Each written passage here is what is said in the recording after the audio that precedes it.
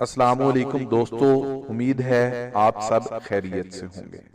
ہمارا دماغ ہمارے جسم کا وہ حصہ ہوتا ہے جو سب سے زیادہ محنت کرتا ہے، یہاں تک کہ انسان کے سونے پر بھی دماغ سوتا نہیں ہے اور نہ وقفہ لیتا ہے۔ اس لیے ہماری ذمہ داری ہے کہ ہم خود اس کی دیکھ بھال کریں، لیکن ہماری اپنی ہی چند عام عادات ہمارے دماغ کے لیے نقصان دہ ثابت ہوتی ہیں۔ یہاں ہم ایسی ہی چند عادات کا ذکر کر رہے ہیں جو ہمارے دماغ کو نقصان پہنچاتی ہیں، اور اگر آپ بھی ان عادات میں سے کسی ایک عادت کا شکار ہیں تو فوراً ترک کر دیجئے۔ ناشتہ چھوڑ دینا۔ ہم سب جانتے ہیں کہ صبح کا ناشتہ ہمارے لیے کتنا اہم ہوتا ہے، لیکن اکثر لوگ اس کی جانب توجہ نہیں دیتے اور ناشتہ کیے بغیر ہی اپنے روزمرہ کے کام سر انجام دینے لگتے ہیں۔ سونے کی وجہ سے کئی گھنٹوں تک آپ کھائے پیے بغیر رہتے ہیں، اور اب آپ کے جسم کو غذائی اجزاء کی ضرورت ہوتی ہے۔ صبح کچھ نہ کھانے کی وجہ سے آپ کے دماغ کے خلیے کمزور ہونے لگتے ہیں۔ غنودگی اور چکر آنے کی شکایت بھی عام طور پر ناشتہ نہ کرنے کی عادت کی وجہ سے ہی پیدا ہوتی ہے۔ اضافی کھانا۔ اضافی کھانا ویسے بھی بری عادت ہے، لیکن ایک اور اہم بات جس کی جانب ہم اکثر توجہ نہیں دیتے وہ یہ کہ اضافی کھانا کھانے سے ہمارے جسمانی وزن میں بھی اضافہ ہونے لگتا ہے۔ یہ بری عادت ہماری شریانوں کو بھی سخت کرنے لگتی ہے، جس کی وجہ سے دماغ کو شدید نقصان پہنچنے لگتا ہے۔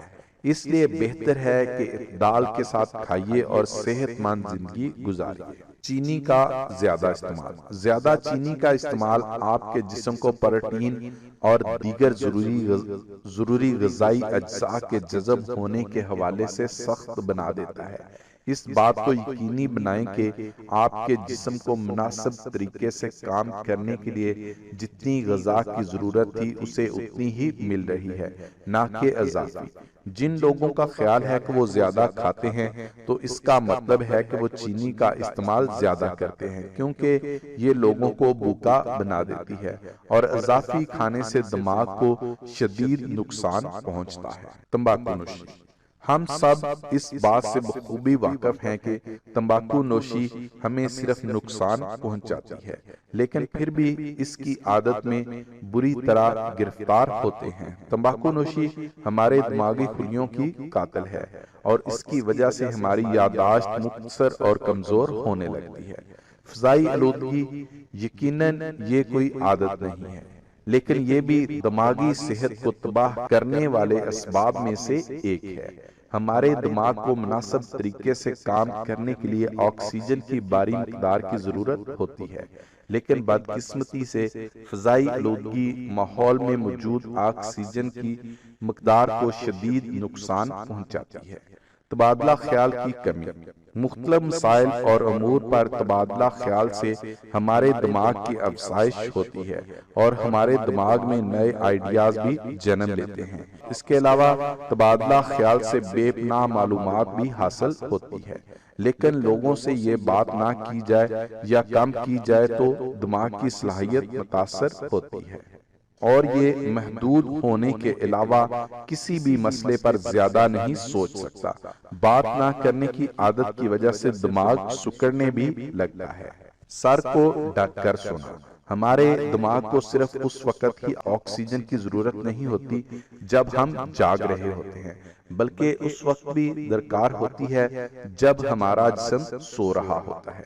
اکثر لوگوں کو سر پر تکیہ رکھ کر یا پھر کمبل یا چادر اوڑھ کر سونے کی عادت ہوتی ہے، لیکن یہ عادت انتہائی خطرناک بھی ثابت ہو سکتی ہے، کیونکہ اس صورت میں جسم کو ملنے والی آکسیجن میں رکاوٹ پیدا ہوتی ہے۔ دوسری جانب جسم میں داخل ہونے والی کاربن ڈائی آکسائیڈ کی مقدار میں اضافہ بھی ہو جاتا ہے، اور یہ بھی خطرناک ہے۔ بیماری کے دوران کام۔ کچھ لوگ طبیعت بہتر محسوس نہ کرتے ہوئے بھی مسلسل کام میں مگن رہتے ہیں، جبکہ وہ حقیقت میں تھک چکے ہوتے ہیں۔ اس حالت میں بھی مستقل کام کرتے رہنا آپ کے لیے مزید خطرناک ثابت ہو سکتا ہے، اور ضروری ہے کہ آپ تھوڑی دیر کے لیے آرام کیجیے۔ آرام کرنے سے آپ ایک مرتبہ پھر توانائی اور چستی سے بھرپور ہو جاتے ہیں، اور آپ کا دماغ بھی پہلے سے زیادہ فعال ہو جاتا ہے۔